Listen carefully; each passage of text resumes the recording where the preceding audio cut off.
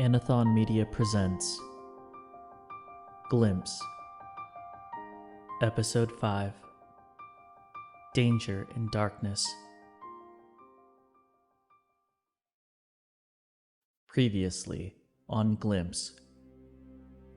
Alternate universe, Isaac. This is unreal. It looks like the sun is already going down. At 9 a.m.? We can't give up now. None of the battery-powered electronics around the house work either, suggesting maybe this place was hit by an EM pulse. Look at the houses around us.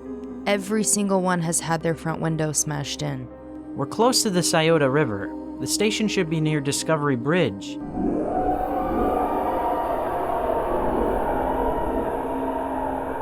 What the fuck is that? I don't know. Hey, guys, look! Someone is still alive here? Travis waved us down and brought us to where he stayed, a small church elegantly constructed with white bricks. The basement was damp and had a musky smell. Every summer, I take a break from society and I head up north for some hunting and fishing with my younger brother Nick.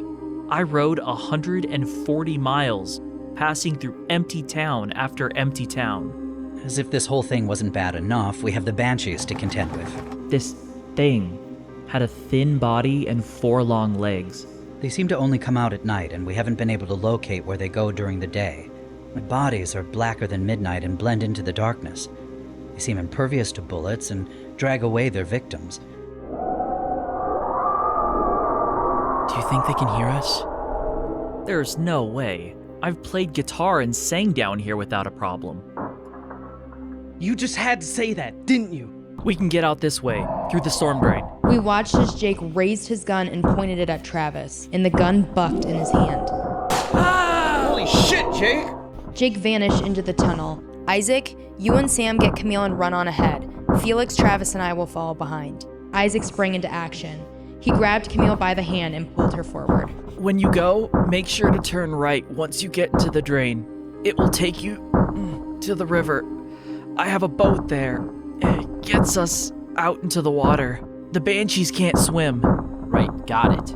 Try to pull the wine rack back over the hole if you can. I did the best I could, and even at such an awkward angle, I was able to get it mostly closed. And I hoped, beyond all hope, that the Banshees wouldn't be able to follow.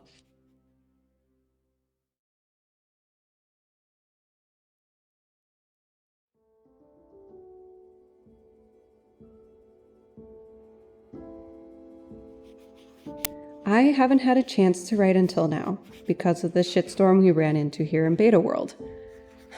After what Jake did, I hate that we are still using his title for this place, but I can't think of a better one. Isaac, Sam, and I are currently on a boat floating in the middle of the Scioto River. Travis was right. The creatures can't swim, or they're afraid of water. Either way, it gives us a chance to breathe. I don't know why Travis didn't live on the boat during the night. It seems safer than the basement of a church, but I guess only he could answer that. And he's not here. None of the others are. Yeah, I'm with Isaac and Sam, but without Felix here with me, I feel more alone than ever.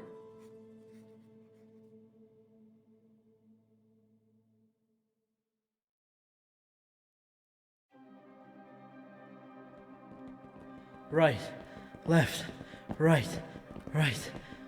Maybe we should wait for the others. I don't feel right about leaving them with Travis. Neither do I. But they told us to go, and there's nothing we can do to help them. Ashton wanted us to be ahead of the danger in case they couldn't get Travis to safety. If something happens to Felix... Camille, it's Felix. That kid has managed to avoid some of the craziest crap throughout his life. I think he and Ashton can manage to get away from this. I second that. Besides, think about it like this. Felix's hatred for Isaac and knowing you're with him, that'll add more of a fire under his ass to get back to you. We turn right here. I couldn't help but smile at Sam's comment, even with the terror I felt. We followed the path through the storm drain, single file behind Isaac. Isaac kept repeating the turns out loud as we carefully made our way through. My mind began to wander as we kept our talking to a minimum. if somehow one of those creatures found us, none of us had a gun. Ashton, Felix, and Jake had the weapons, though if what Travis told us is true, guns wouldn't help anyway. How could creatures invulnerable to bullets be stopped, let alone exist? It seemed impossible, like we had just stepped into a horror movie. Or maybe we really had found a portal to hell. What if we just find another mirror and head to another world? It seems better than death. Isaac didn't respond until we turned the last corner. I thought about that, but if the world in which we traveled to didn't have glimpse, we'd be stuck there forever. And if that world turned out to have these creatures as well, then we'd be screwed with no escape. I guess. The drain continued on until we came to an open grate leading out of a cliffside to a small cove facing the river. The moon was no longer hidden behind the clouds and gave us enough light to see without the need for our flashlights. A small yacht with its anchor down floated out in the river. Shit, that's far out there. Not really. Without a dock, I'm guessing that's the only place Travis could anchor it without it running aground or getting stuck. Though, I'll be honest, I don't think I've ever seen a yacht like that one on the river near the city before. Once the others get here, how do we expect to get Travis to the boat with a bullet in his leg? Maybe there's a life vest or another flotation device on the boat we can bring back to shore for him. I'm more concerned about our electronics, like the handheld radios and flashlights. I'm doubtful they're waterproof, and I know our journals aren't. Leave him on the shore for now, and maybe we can find a sealable bag to put him in. Good idea. So there's one other problem. I don't know how to swim. Since when? Since ever? You've never told me that. There's a lot I haven't told you.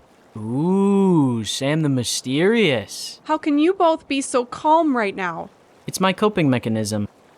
Okay, so we need to get to the boat and find some sort of flotation device so Sam and Travis can get over there. Perhaps find some sort of bag to put our electronics and journals inside so they don't get wet.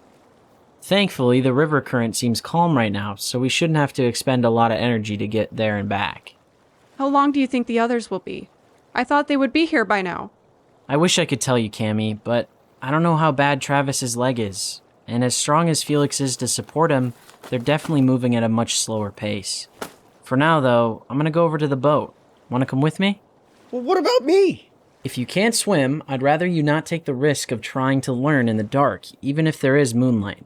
While we're gone, you can try the radio to see if Ashton or Felix have turned theirs on. I guess. But if I see one of those creatures, I'll be out of here so fast you'll see me running on the water. Isaac set his backpack on the rocky sand and began stripping down to his boxers. I couldn't help but turn away. What the hell are you doing, Isaac? You think I'm swimming fully clothed? It's already cold enough. I don't want wet clothing if I can help it. I'd suggest you do the same, but it's up to you. Isaac stepped up to the water and dipped a toe in. Crap, that's like ice.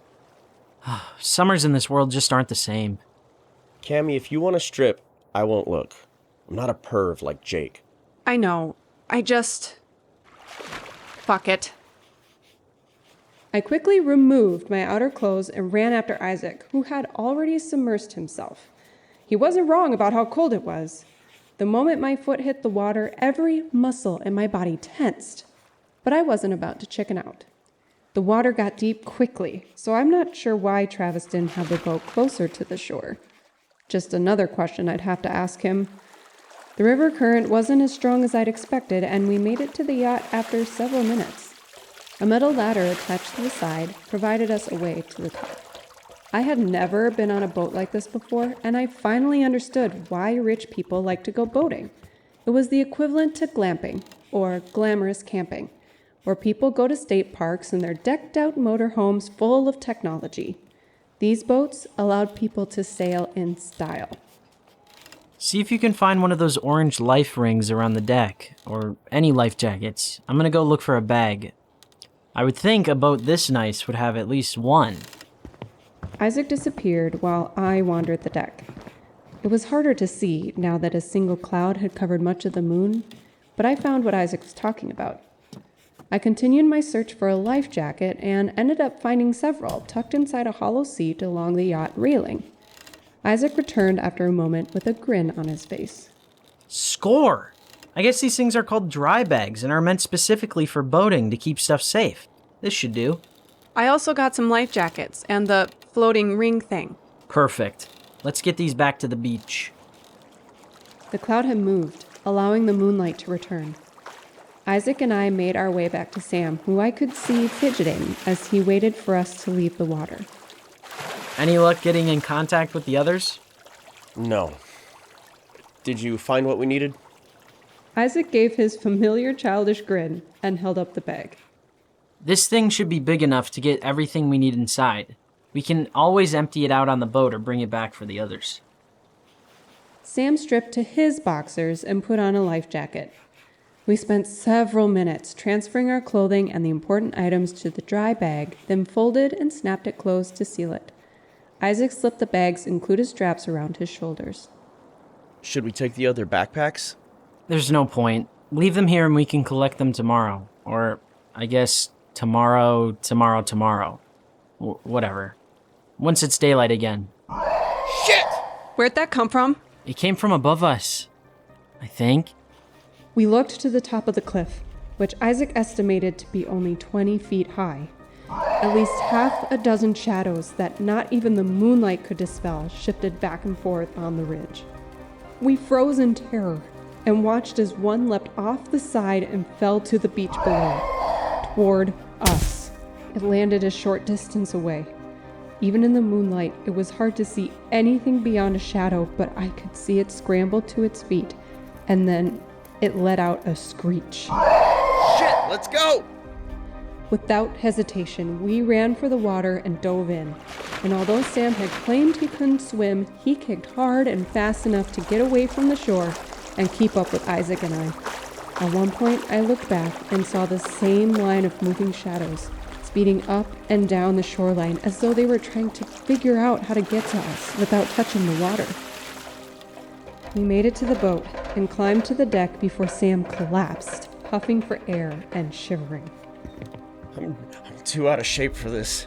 I saw some towels in the bathroom. Go dry off. How are you not cold?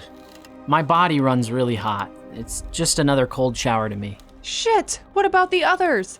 We can't have them walking into that nightmare.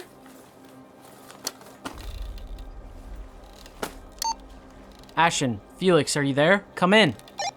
We didn't have to wait long before Ashton responded. Oh my god, we can hear you now. The drain has been blocking our reception. They're on the beach, Ashton. You guys can't come here. We made it to the boat, so we're safe, but there's about 6 of them watching us from the shore. What? Does Travis know of another location you guys can go for the night? So messed up, man. You don't have to remind me. Travis says he has an idea of where we can go, but he's not doing well. He passed out on us once already. I think he's losing a lot of blood. I also dropped and broke my flashlight, so it's slow going with just Felix to guide us. Okay, do what you can to help him and get to safety. But don't take any risks if you don't have to. Let me have it. Ashton, can you give the radio to Felix? What's up, babe? I'm safe on the boat, so don't worry about me right now. Focus on getting Travis and Ashton to safety. Do whatever they need you to do, and stay alive. I feel like I'm about to have a breakdown right now. I know, but you're my strong man. I need you to keep going, for me. I love you. Don't forget that. I love you too. I'll do my best. We'll leave the radio turned on for now, but we gotta keep moving. I'll contact you when we get somewhere safe. I swear, if you die on me, I'll learn necromancy, raise you from the dead, and then kill you myself. That's so hot. Come on, Felix. I can hear movement down the tunnel. Gotta go. Stay safe. And just like that, Felix and Ashton were gone again. Sam grabbed us some towels to dry off. We put our dry clothes back on and retreated into the yacht where it was warmer. We had only been in Beta World a few hours, so it was only about noon back in our world. But I was emotionally and mentally exhausted. I ended up passing out in one of the beds for several hours.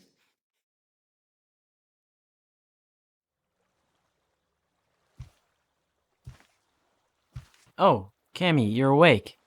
Yeah, I found a lantern and decided to do some writing. I didn't start at the beginning, just when we left the church. Don't worry about it. Between Sam and I, we have enough written about how this insanity started. You actually got him to write? It was like pulling teeth, but yeah. What time is it? It's around 6 p.m. our time. I searched the yacht and I'm beginning to think Travis actually lived here and not at the church. Really? Found a lot of food, MREs and such, supplies and hunting equipment. Then why take us to the church? If you were him, would you trust a bunch of strangers claiming to be from an alternate reality and bring them to your home? I guess not. The storm drain was his way of making it back to the boat without being seen. How did he get to and from shore? I doubt he swims every time. Maybe there was a smaller boat he used. We didn't really look for one, and that's my fault. I should have assumed that there was another way besides swimming. I mean, we did have a lot going on, and it was dark, and we got chased by banshees. I bet that if there was another boat, it was hidden so no one else would use it. True. Hey, come with me. I want to show you something. Okay.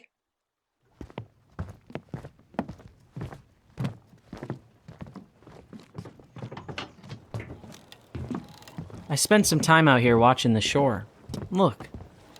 Oh my god, how many of them are there? Even in the moonlight, it's hard to tell the exact numbers from here, but I'm guessing at least 30. What the hell are those things? Where could they possibly have come from? You mean tonight? Or in general? In general. Who knows? This whole situation makes me think back to all the horror movies I've watched. They could be a subterranean species that suddenly found their way to the surface, which would explain why nobody sees them during the day. They could be an experiment gone wrong, which is why their venom is a hallucinogen and why they can't be hurt by bullets. They could be aliens. You know, I wasn't gonna go there, but at this point I suppose anything is possible. So we have food and shelter, but we don't know about the others. I've tried contacting Felix and Ashton several times. Either they're underground where they can't get a signal, or they're out of range. Either way, I'm doubting we'll hear from them until daylight. If they even made it to safety. Don't say that. It's Felix. If anything, he'd ditch the others to make it back to you. He's not that selfish. That's not what I meant to imply. I'm just saying that he'd do anything to get back to you. He's not Jake. No, he certainly is not. Jake is a lunatic. How do you just shoot someone like that? If he had kept his cool, Travis would have brought us all to the boat. We'd be safe and sound. I wonder if he made it out. Storm drain tunnels can go on forever, and it's easy to get lost if you don't know where you're going. At this point, I hope those creatures get him. You don't mean that. I sure as hell do. He's the worst of us. Everyone knows it, but Nobody will say it out loud because they like the benefits of being his friend. Oof, you really went there. Why are you in the group, Isaac? You know you don't belong there. What do you mean? I wasn't joking about what I said back at Jake's yesterday. You really are better than us all.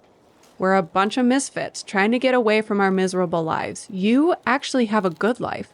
You're smarter than anyone I've ever met, and yet you feel the need to join us and experiment with illegal drugs. Why? I enjoy getting out of my head. Nobody other than my parents and teachers know, but I have an IQ of 143.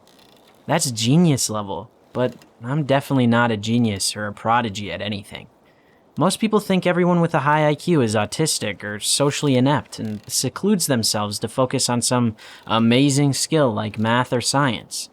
And that's true for some, but others, like me, just process information absurdly quickly. We overanalyze everything. Our brains are on autopilot and racing. It prevents us from sleeping well. We overthink on levels that put overthinkers to shame. Yeah, my life outside of the group isn't bad, but sometimes it feels good to shut off my brain for a time. That's Intense, I know. I can give you a demonstration if you'd like. What do you mean? This is all a theory, but watch how the creatures seem to skitter back and forth at the water's edge. It's almost as if they're in formation. Granted, it's hard to see clearly. My flashlight isn't powerful enough to reach that far, but their movements are in sync. They're almost like bugs, maybe similar to ants or honeybees. Huh. I first assumed that when they screech, they're making the sound to alert others of a target, kind of like wolves. I don't think that's right either. I don't know if you felt it, but when they make the sound, I can feel the vibration hit me. Thinking back to Travis's story, the first time he heard it, he felt it too. He said it was like something washed through his body. Maybe it's echolocation of some sort. But I think the screeches create a vibration that alerts those around. If these things are like bugs, many bugs don't hear sounds the way we do. They feel vibrations created by sound. I admit that's a well thought out theory, but if they don't hear us, how did they find us? That's the part I haven't been able to figure out. I entertained the idea that maybe they could feel the vibrations of our footsteps, or feel the vibrations of our sound when we talk. But they know we're still out here, which is why they haven't left. And there's a long period of time where we were in the boat and didn't make any sound. How do they know? Are they intelligent? They have to have at least some amount of intelligence, don't they? You're asking the wrong girl. I wish Ashton was here. She loves studying animals. She'd know what I was talking about. Speaking of Ashton, why aren't you two a thing? What? I'm going to be real with you, Isaac. As much as I jokingly flirt with you to annoy the hell out of Felix, we'll never be a thing. Ashton, on the other hand, likes you a hell of a lot. How do you know that? Boy, I see the way she looks at you when you don't notice. I can tell she's super intelligent too, based on how she talks. Or at least she's well read. You two deserve each other. I mean, she's really attractive, but I haven't really thought about it. Dude, just ask her out and get laid already. That's not my style. You already know that. I've never cared for that sort of relationship. I want romance and intimacy. If a relationship isn't gonna last, I don't want it. I don't want a fling. Plus, it's not like I've ever been quiet about waiting until I'm married to have sex. Ah, a good Christian lad. Hardly. My family may be religious, but personally, there's too many questions in my head about all that. My decision to wait isn't based off of commands from God or whatever. I want it to be special. I don't care about what others do. That's their choice to make. But I've already made mine. Okay, Snow White. Ha, you're funny. I'll stay out here a while longer and watch the banshees. Maybe I'll find something new. Okay, I'm gonna get something to eat and finish my writing. We'll talk again soon. I'm sure we will. Ashton, huh? That's definitely an interesting thought.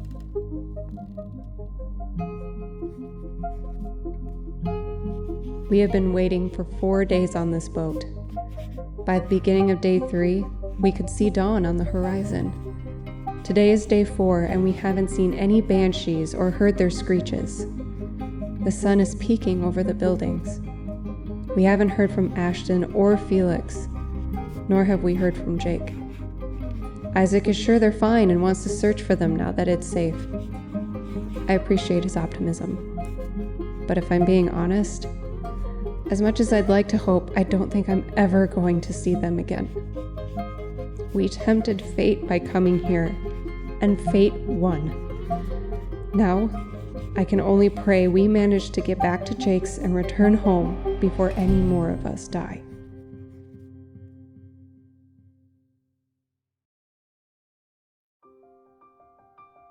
Glimpse. Written, directed, and edited by Lucas Heath. Starring Collin Zeimet as Isaac, Dennis Wyatt as Sam, Danna Gilbertson as Camille, Max Caudell as Felix, and Molly Dempsey as Ashton. Special music this episode includes Midnight Textures and Particle Emissions by Silver Maple. If you're enjoying this podcast, please remember to rate and review, and drop us a follow to get updates on new episodes. More content can be found at our Anathon Media Instagram and TikTok pages.